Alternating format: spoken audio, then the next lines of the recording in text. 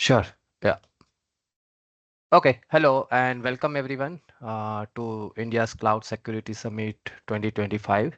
I personally, since this summit has started, I personally like the idea of having a dedicated, basically conference or summit around security because security has been very important in terms of since the cloud collaboration has started because people started talking about security since it has started, and now with everything going about copilot agents and ability to create different kind of use case around copilot, this has started becoming very much important also. Okay, but for today's session, we are going to do something different in terms of what we are going to talk about. It is about external sharings, right?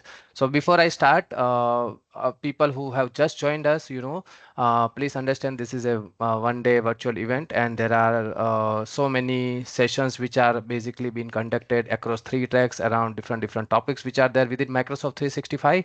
And at end of the day, there is some quiz which has been organized by the organizer, wherein you would be able to answer the questions based on the sessions which are been conducted during the day. And there are so many exciting prizes to be win. So I definitely recommend to be till the end of the day, participate in the quiz and get yourself chance to win this kind of exciting prizes as well.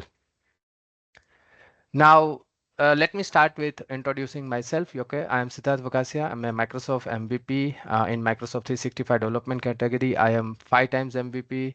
I'm founder of a company called Binary Roots, where we basically provide services around Microsoft 365, consulting, development, and training services. And this is my website through which you would be able to see the blogs and content which basically I create. And today I'm going to talk about how we can manage external sharing within SharePoint, right? And how do we strike the right balance between, whether we wanted to basically what kind of information we wanted to store and what kind of settings are available within Microsoft 365 for us to control when we are basically enabling external sharing for your organization. Now, the idea of this session came up because of one of the practical use case for one of the customer for which we were doing consulting, that they wanted to kind of see and control some of the things. Okay, they wanted to enable external sharing, but they also wanted to control some of the sites, some of the OneDrive folders, depending on their use case, and which is we are going to talk about. And this gave me an idea of exploring that what are the options which are available at different levels in which we would be able to manage the external sharing within SharePoint. And this also connects with OneDrive. It's not just SharePoint, but connects with OneDrive also. And that is what we are going to kind of talk throughout the session. Now, before we start, right, let's see why external sharing matters. Now, all of us kind of understand that since COVID, or before, probably just before a couple of years before COVID, when the cloud technology has evolved, things have started getting rapidly changed in how we are working as in organization or employees of the organization or collaboration partners of the organization, right? Everything is kind of becoming modern, and there's a concept which started throwing up which was called as modern workplace, which basically relates to modern collaboration, which is borderless. It means that we are no longer confined to connect with the people within our physical premises offices, but across the globe, and that too not only within our organization, right? It means that we wanted to collaborate with the people who are outside of our organization, who can be our vendors, who can be our partners, who can be consultant, who can be our customers also. So in this modern world, when you think about it, the external sharing is not kind of something which is a feature, right? But it has become kind of necessity or mandatory for us as an organization to enable it. Now when we enable that external sharing, what kind of benefits we basically kind of get? First and foremost thing is, it is definitely going to accelerate the project delivery, where it will help us to make some faster decision, because what we are doing is we are able to basically share the real-time updates with our customers in terms of documentation, in terms of any deliverables which you are doing to your customers. If you are talking about something with your vendors or consultant, you wanted to get some data or get some document from your vendor, you wanted to review that document and you wanted to share feedback very quickly, and then within the same copy you wanted to basically see that, okay, what your vendor partner consultants are updating, right? And in this way what happens is there is a very less back and forth of the document which is being shared across the team, which might be internal versus external, and you are just everybody is working on one single copy. You can see real-time updates.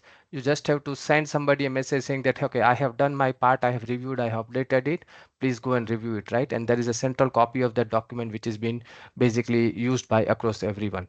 And now if you have seen that the real-time co-authoring is also very advanced, wherein if two people are working on the same document, both of them can work parallelly. When I say parallelly means on the same document, and there is no issue of basically overriding our changes, right? And you can see actually on the top wherein people can see that who other is on that document, in which part they are updating it, in which part of the section they are updating it, that kind of thing. So this kind of real-time co-authoring capabilities has kind of evolved, right?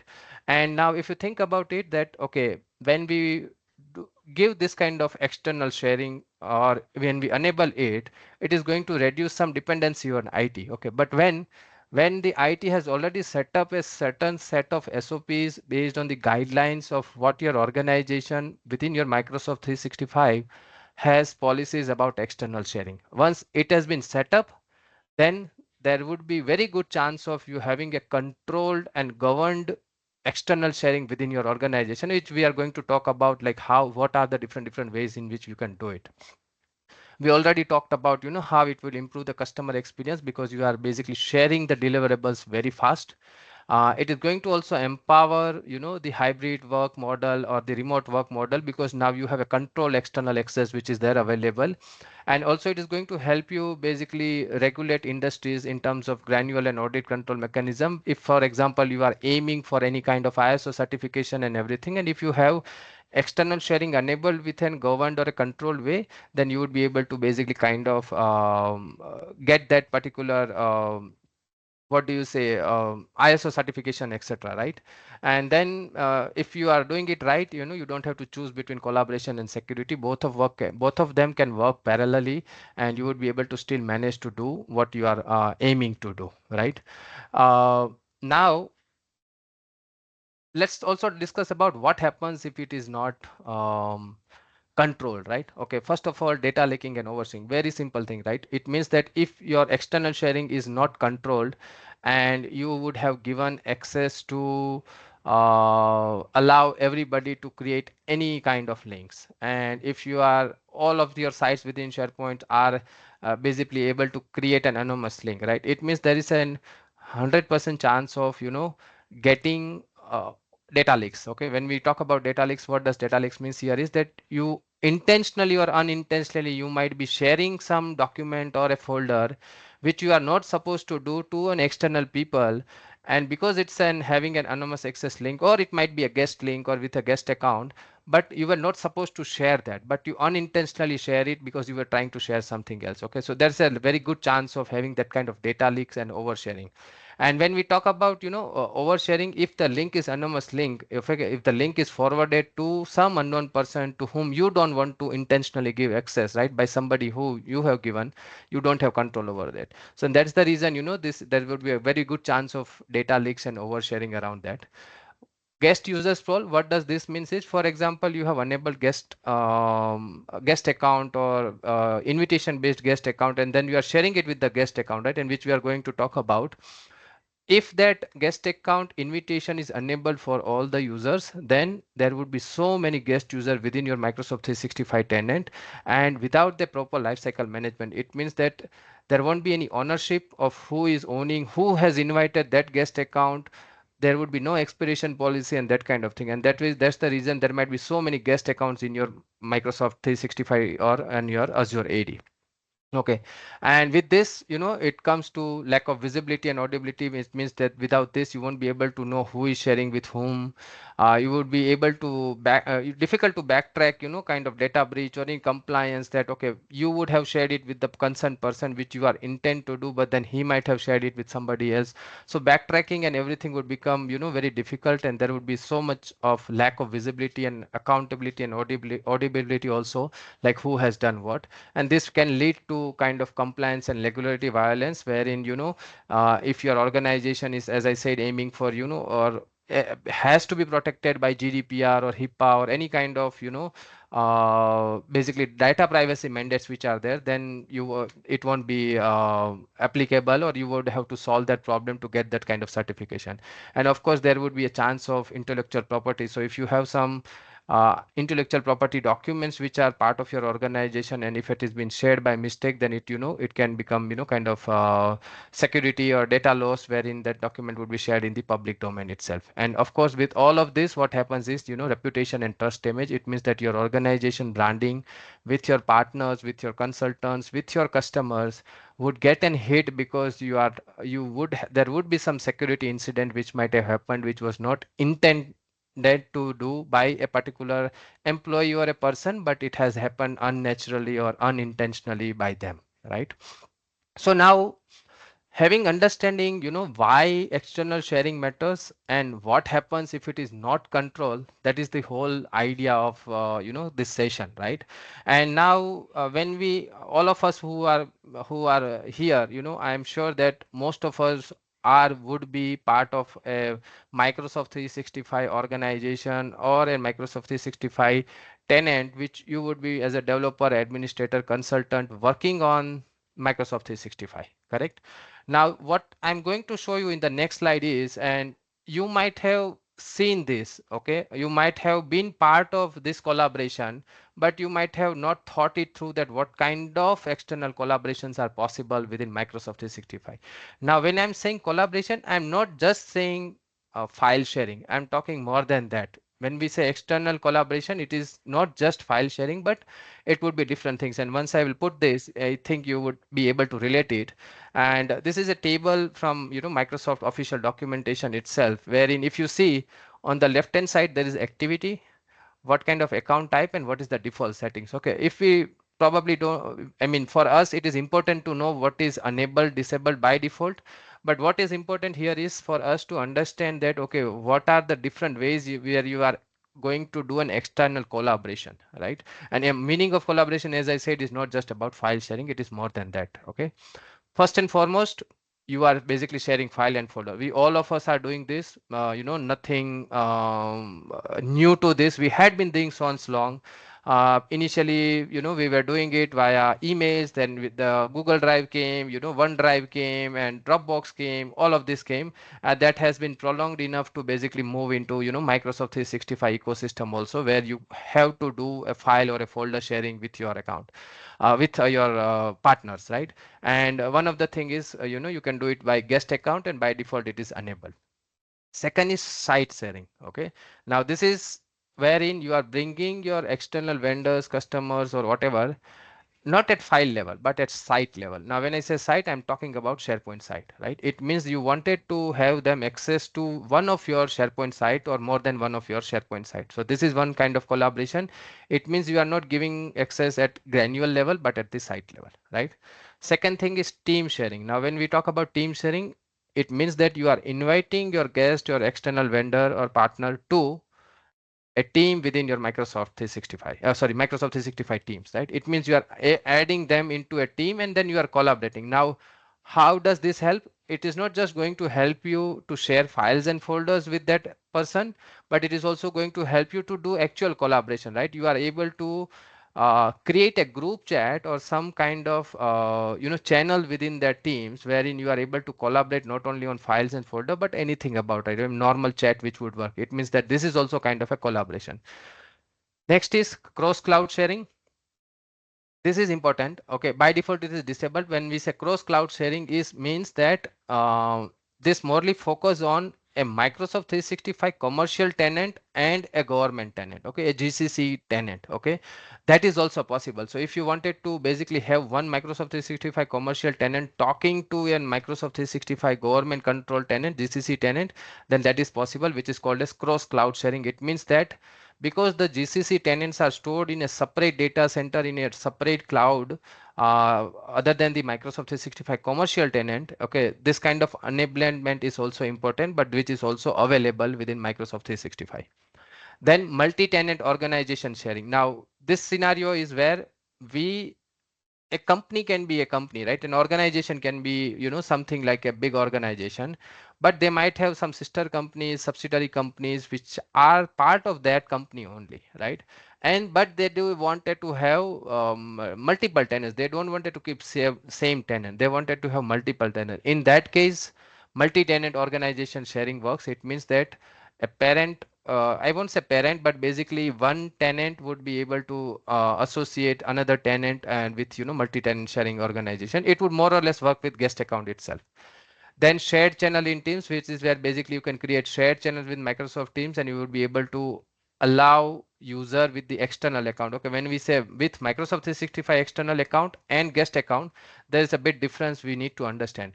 When we say existing Microsoft 365, it means that we are talking about an account which is external, but it is a Microsoft 365 account. When we're talking about guest account, it might be or might not be a Microsoft 365 account. It means a guest account can also be enabled using Gmail, Yahoo, or your personal email address, but it can also be a Microsoft 365 account. But when we specifically talk a Microsoft 365 external account, means it is a Microsoft 365 account itself.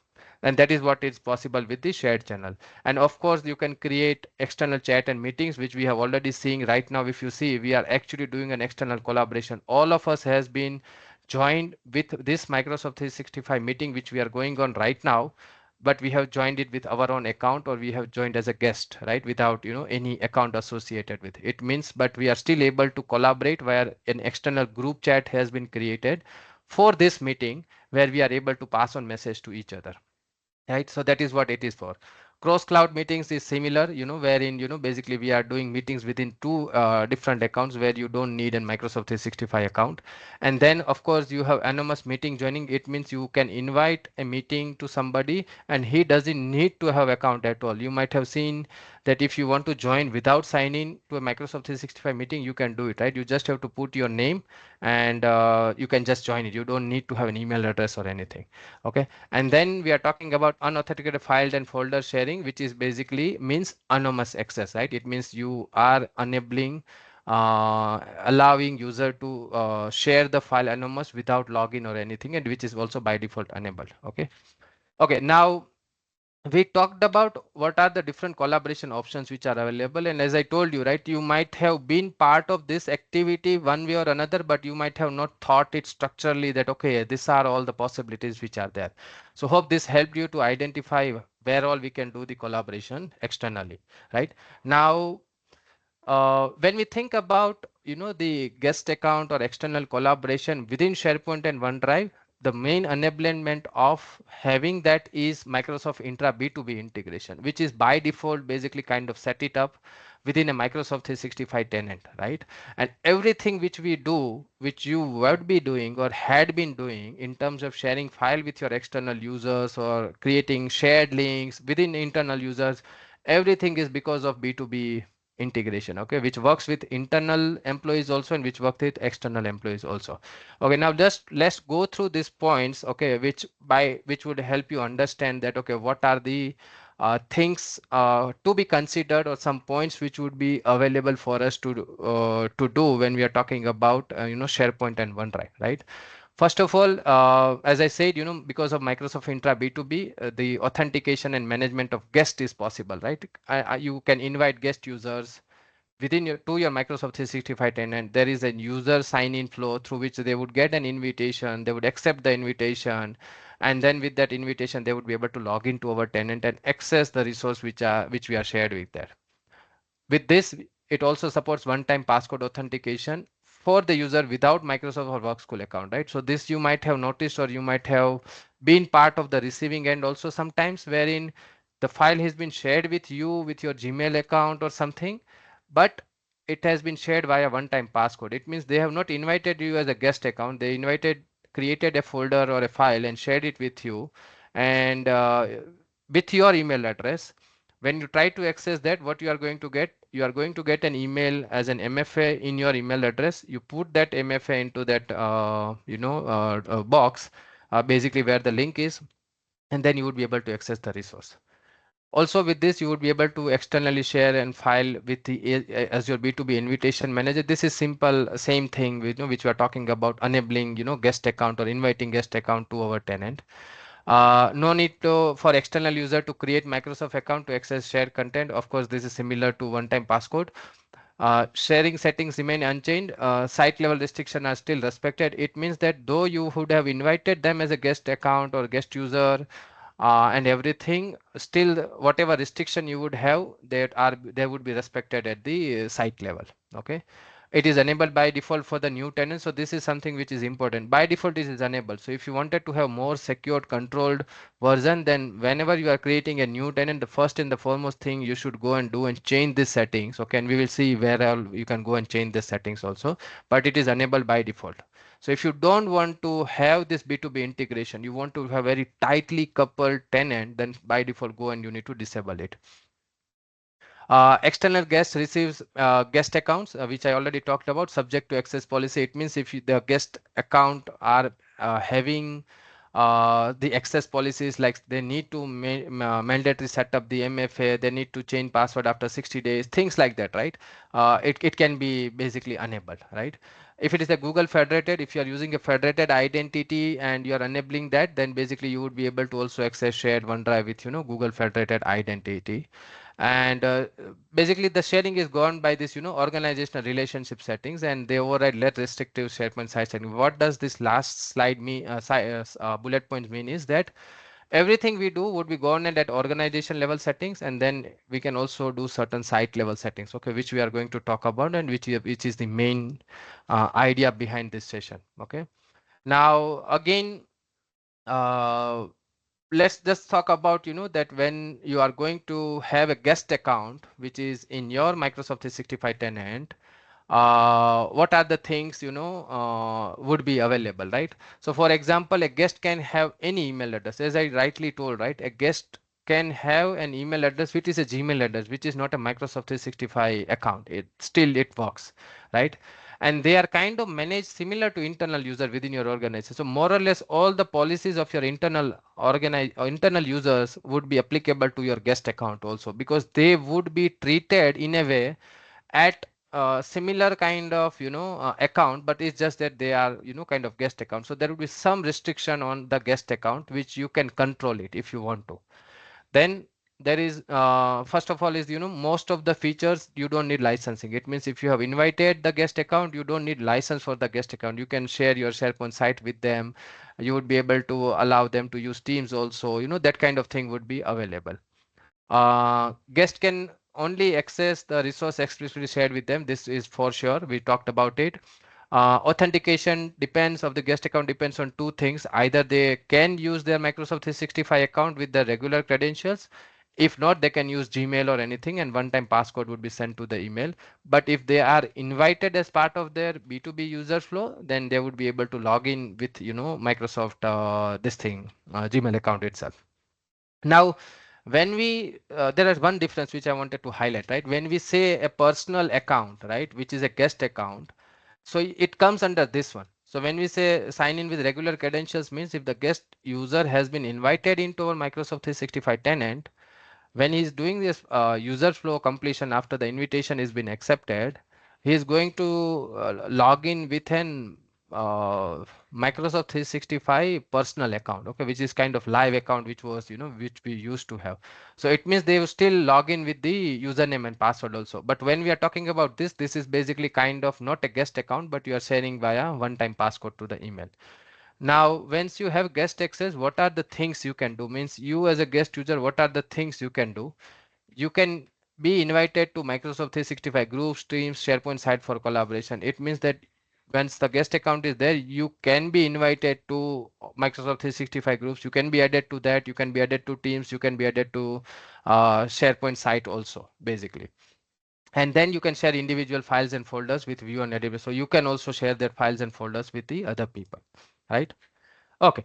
Now, I think, we have kind of set up the context, and for the, next 15 minutes or so, what I have is I'm going to quickly show you what are the settings which are available, okay, through which you would be able to control all of this, right? So that's where the second part of the session comes in, like managing and how to find the, right balance between, enabling the external collaboration or external sharing, and what are the options which are available for us, okay?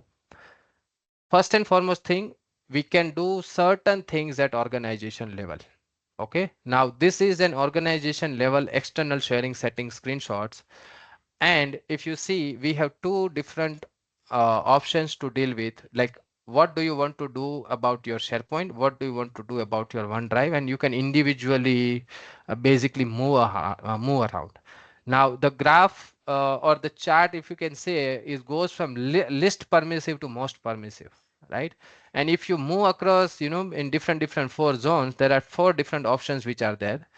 Most permissive is anyone. It means user can share files and folders with links that doesn't require sign in. It means anybody would be able to do it. And I have different slides for it. I'm just going to take some time to just go through it. And then you have option about new and guest account, new and existing guest, sorry.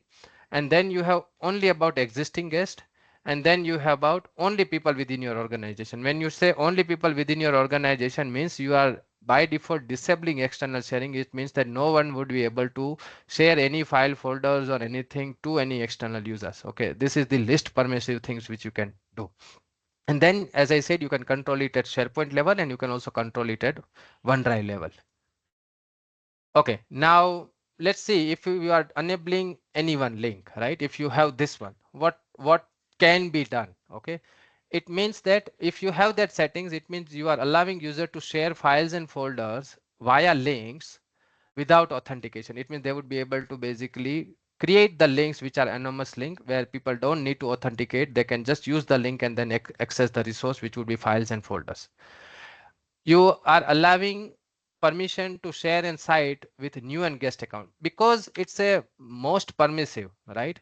So by default, if you are doing this, all these two things are going to by default come with this, right? It means that you are able to do it with anyone. It means you will be also able to do whatever settings you can do for the new and existing thing, and also for the existing guest also.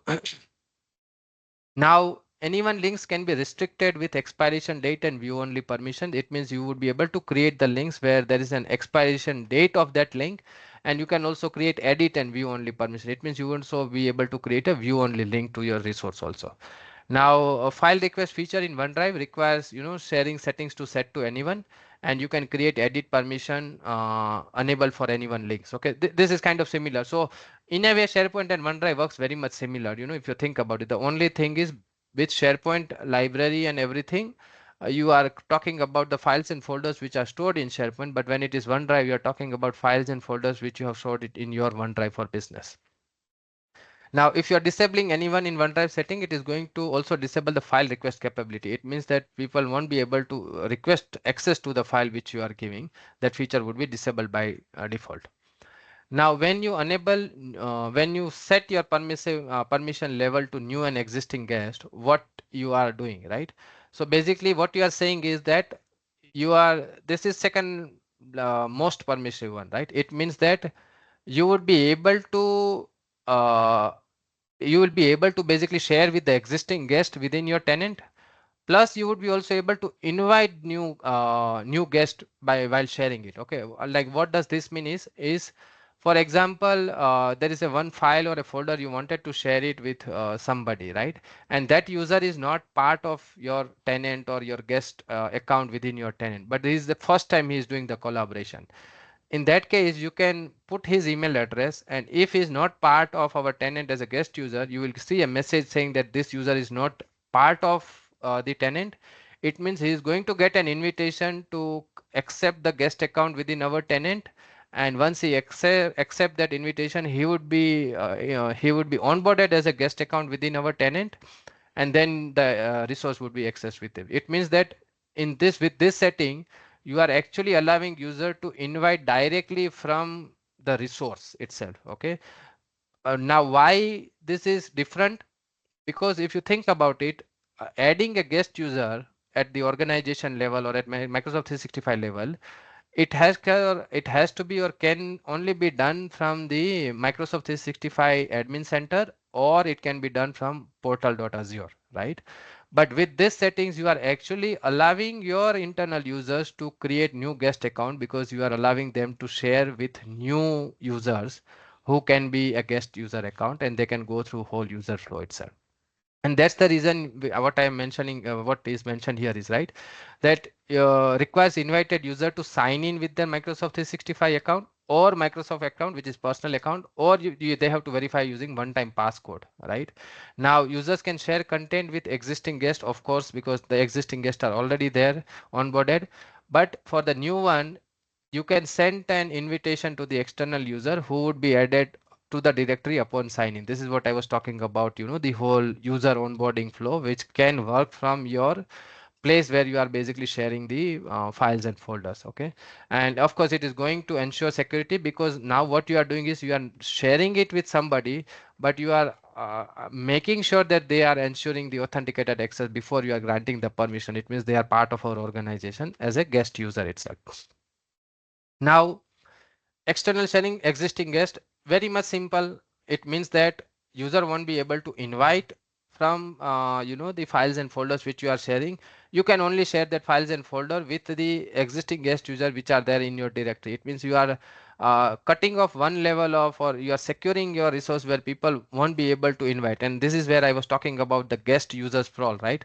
If the previous setting is enabled, it means people can go and add any people and they would be part of your organization because you have enabled user flow. But if you do this, it means you have a controlled IT governance, wherein if you want to invite somebody to a new resource, you would have to go through IT saying that, hey, I need to invite somebody. Can you create a guest account for them? Once the guest account is created, once their resource is onboarded, then only you would be able to share it with them. Okay. So if you do this settings, it is almost same, but basically you won't be able to allow user to basically, invite, right? And if they have previously accepted, so guest may exist if they have previously accepted or been manually added. It means that if they have previously accepted the invitation or if they have manually added, then only they would be able to share it with that account. Okay, and you can access all the guest list and everything in the Azure AD.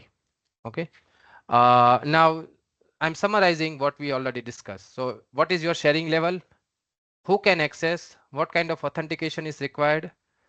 Can add new guest, what it is best for, and what are the risks. Okay, I'm not going to talk about this because we have already in a way talked about during our slide, but this is just a one slide summary which I have put it here so that if you want you can take a screenshot to understand all the three slides or all the talking points which we talked about on how does it basically kind of matters when we are talking about different permission level being set up. Okay, exactly same what we already discussed.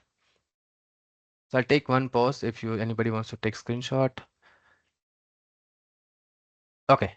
Now let me walk you through the organization level settings. Okay. So what I'm going to do is consider that, and you need to be a Microsoft 365 admin to do certain settings, of course, or you need to be a SharePoint admin. Okay. So consider this is my tenant, right? This is my test tenant, and I am an admin. So I'm going to go to admin. I'm just going and walking us through where does this organization level settings are there and what are the options which are available, so kind of you can understand it. Most of them are self-explanatory, but something to be thought about always. Now I will go to SharePoint because we are talking about SharePoint external sharing, right? And when you go to SharePoint Admin Center, you expand policies, you click on sharing, and this is where you would be able to see all the sharing control at the organization level for SharePoint and OneDrive, right? This is the same screenshot which I was talking about. You would be able to, move 4 different points depending on where do you want to go it for OneDrive and for SharePoint, right? And based on what you are doing, there would be certain different settings which would be enabled also. Okay, so this we already talked about, so I won't spend time. Now let us see a couple of other options which are available. Right now, if you see here, it says when when the files and folders are kind of shared, or when a new shared link is created, by default what do you want to do as an admin? What do you want, right? What it is saying is that, okay, you can choose the type of link that is selected by default, because what happens in, and why this is important, generally people would have tendency to select the default settings uh, whenever they are going to do something, until and unless they specifically know what they are looking for. What me as an user going to do, if I want to share a folder, I will go to that folder, I will say, okay, copy link, copy link, copy link, done. right? Then just be done with it. Now what happens is, in that case, if your default settings are not good enough, as in this thing, then you are going to create a link which is anonymous link, okay, which can be, overshared and all that kind of thing. So that's the reason the settings are available, and which is important. It means what it is saying is that whenever a new link is being shared, what do you want to do? You wanted to basically create a link based on this option. Do you want to create a link which is by default a link only specific people within your organization, only people within your organization, or anyone with the link? Okay. Now this will basically control that which link is getting created by default. And of course you can do certain other button clicks and go and find and create anyone with link, but this is the default setting. Then it is also says that when you create the link by default, do you want to have a default link which is view link or an edit link? Okay, that you can control it here, right? Then you can set up what kind of expiration you wanted to keep for any one links, right? Because this is very important. You don't want it to create a link which is unlimited, right? And then you can just click here and say, okay, I wanted to create a link which would be only be accessible for the 15 days by default, right? And this can be controlled at the resource level also, right? You would have seen while you are creating or sharing a files or folders, etc. And then these links can give permission. It means that what kind of permission you wanted to give. For example, you wanted to only allow user to create links which are view only links, no editable links. You need to do this settings. It means that nobody would be able to go and create edit links. Okay, what do you want to do at the folder level, at the file level, and at the folder level? If you wanted to also have only links to be created with view only, you can set this up. Okay, so these are kind of settings which are available. And as I told you, this is very much important for us to understand, sometimes that what you are doing at the organization level, which is going to affect what kind of links or what kind of sharings are going to be enabled at different places. Okay, and then there you have, different options for, do you want to show the owner's names, and do you want it to let site users display, who viewed the page, etc. This kind of different settings which are there. While I am here and I have less time, so I'm going to also show you the different things which I have, kind of put it in the slide also. So in the slide, the next thing which I wanted to discuss was that whatever we have seen was at organization level, but you can also do or override same at the SharePoint site level. And why this is important? Because you might have an organization level policy, but within your organization, you might have at least 5 to 10 sites or some sites which you need to overprotect. Okay, which means that which you by default you don't wanted to have any kind of links being created, or you don't want any unauthorized or any chance of accidental data leaks or exposures or anything, right? And all of this kind of leads to, some financial sites or some health related data sites which you don't wanted to share it with anybody. Then you can do this settings at the site level, and this would be very much similar. So I'm just going to walk you through how you can do it. So what we have seen it as organization level. This is going to be by default applied to all the SharePoint sites and OneDrive. But if you want to override, you can go to active sites within SharePoint, choose the targeted site, go to go to settings, and in here if you see external file sharing, by default this site is having new and existing guests. It means that only for this site it is been overwritten, right? But when you click on more sharing settings, you would be able to kind of do the same settings which you have done at the organization level, but you are overriding at the site level. So you can create a very good protected site wherein you can say, in this site I want only allow people within my organization to be shared. I don't want external sharing to be enabled for that site, right? And again, within that site, whatever default settings would be there, that also can be controlled here. Okay, so these are kind of self-explanatory thing, where you would be able to kind of do it. Okay, now as I said, why this is very much important, wherein for certain site you want it to be overprotective. You don't want that site to be by any chance to it. So this is going to be and something monitored in such a way that basically your IT team can do that setting, so that once they do that setting, they don't need to worry about anything about that particular site. Okay, I did the walkthrough of the site settings. Right now, we are coming from top to down. We did organization level settings, we did site level settings. Okay, now there are a couple of other very good settings which you can do, wherein user would be able to restrict one more level of security within your Microsoft 365 tenant. Okay. And the first and foremost is you can actually restrict sharing of your SharePoint and OneDrive content by domain. Okay. It means that you can do certain settings where I can say that I want my external sharing to be enabled, but only with my domain which I'm enabling. Okay. Now, where this comes into picture in the multi-tenant organization, it means you are creating an organization which is multi-tenant, wherein or your vendors are also using Microsoft 365 and all of that. Then you can restrict it at the domain level itself. It means you are saying that no matter what, I want only people within this domain to be allowed external sharing or shared with it, right? Wherein it works both the ways. It means you can put certain domain in the blacklist, or you can put certain domain into allow list. It means it will work. You can do either of the way. Now, what does this happens? It basically applies external sharing invitation and anyone guest links also along with the domain settings. What kind of control scope you have? Same. You can do at tenant level, and you can also further refine at the site level. So same thing, you can restrict, you can have one domain and you can restrict a site at a particular domain also. Use cases, as I said, that you only wanted to allow sharing with your known partners, vendors, etc. And you wanted to block high risk domains like the public domain like Gmail and Yahoo and all of that. Okay. Then you need to do it. Now let's see how you can do this, right? Okay. So if you go here, I'm going to lose the changes. Yes. And I'm going to sharing. You click on more external sharings, and this is where you would be able to limit it by external sharing. So you can say limit external sharing by domain, and this is at organization level, right? You can add the domain, you can say allow and block, okay? Through which you would be able to kind of control it, right? And same goes for the site also. So if you go to site, and if you go to settings, more external settings, and you expand this advanced settings, here you can limit it by the domain. So it means here you are limiting a site to a domain or blacklisting certain domains. Okay, same thing, right? Now next, another level of security wherein you are only allowing specific SharePoint security group within your tenant to share file externally. It means that if you have 1,000 employees, but out of 1,000 employees, you just wanted 50 or 150 managers or some high level delegations only to able to basically do the external sharing. That also can be done. Okay, how it can be done? You can create a security group, you can add users to that security group, and then you can do the settings that you are only allowing this certain security groups who can do the external sharing, others cannot, and that can also be done. How it can be done?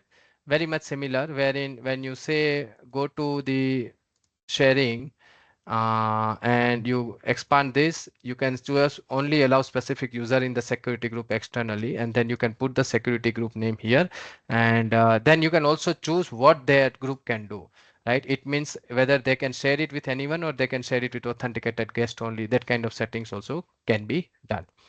Now, uh, now these are the different settings which are available. These are all of them very, kind of interesting settings in a way that, you would be able to control at different levels, right?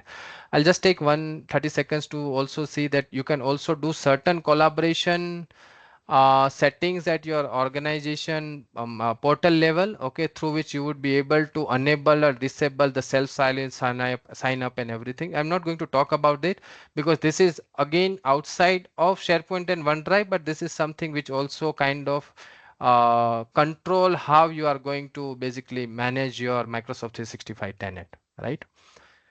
Okay, so now just some quick tips. So I wanted to just end with, some quick tips about what you should be doing, right? So in terms of guest access, review, expiration policy, and lifecycle, so these are the 4 talking points which I'm going to talk. First thing is you need to protect your sites by overriding the external sharing settings for the targeted sites, which we talked about. If required, you can set up domain sharing. If required, you can set up security group sharing, but protect the sites which are important to you, right? And then you have to regularly access the guest review. It means you need to periodically review which all the guest users are there, who is access to what, and any kind of risk which you see, you wanted to basically highlight with your IT admin, etc., and do go about that, right? Then you can set expiration policies. Okay, these are kind of quick tips, right? So you can set the expiration policies so that guest account can expire after 60 days of inactivity, so that you don't have guest user sprawl. Then you can configure site level sharing link expiration policies. It means if you're sharing the link, you can set that the link would be only available for 15 days, 20 days, etc. You can also do automatic revocation of the inactive users. It means if the users is inactive, automatically can basically revoke the access, etc. And then also think about having a lifecycle management where you are basically automating the guest user lifecycle joining, how to join, manage, to remove based on the approval. You can basically kind of work with the guest user with metadata for the better tracking, also to understand which guest user is what vendor, consultant, etc., by doing the attributes and everything. And of course, if you wanted to have more monitoring around that, you can use Microsoft Preview, Unified Audit Log, etc., to basically see where you are at your external sharing journey. Okay, so with this, I can conclude my sessions. If any questions, I will definitely basically see the chat and answer to it. But this was me, talking about different options which are available within Microsoft 365 for external sharing targeted to SharePoint and OneDrive. More or less, you might see this is simple topic, and you might see that okay, this is something which might be there, but I was surprised when I looked at it, that okay, I can do this also, I can do this also, but this some of the settings are very much unknown to us. With that, thank you everyone for listening, and over to you, Rohit, for the next session. Yeah, thank you so much, Siddharth, for insightful insights. Yeah, it was very informative. Thanks again. Thank you. Yeah. So, folks, if you have any questions, please